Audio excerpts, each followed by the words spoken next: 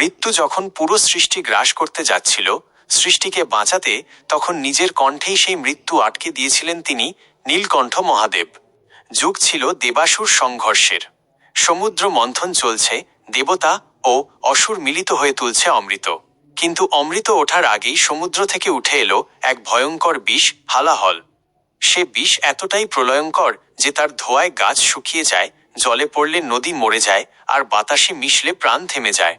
দেবতারা আতঙ্কে ছুটে গেলেন মহাদেবের কাছে। সব কথা শুনে শিব বললেন, যদি এই বিষ পৃথিবীতে নামে তবে সৃষ্টি শেষ হয়ে যাবে।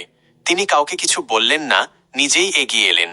হালাহল বিষ নিজের করতলে তুলে এক নিঃশ্বাসে পান করলেন। বিষ নামল কণ্ঠে। মহাদেব গিললেন না, সেটাকে কণ্ঠেই ধরে রাখলেন।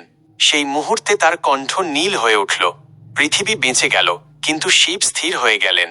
এই বিষ পান করার পর শিব যে স্থানে কিছুক্ষণ থেমেছিলেন, সেই স্থানেই আজ নীলকণ্ঠ মহাদেব মন্দির। আজও ভক্তরা বিশ্বাস করে এখানে শিব বসেছিলেন নিজের যন্ত্রণা চেপে রেখে। আপনিও যদি মহাদেবের ভক্ত হন, কমেন্টে লিখুন হর হর মহাদেব। ভিডিওটিকে শেয়ার করুন আর চ্যানেলটিকে সাবস্ক্রাইব করুন।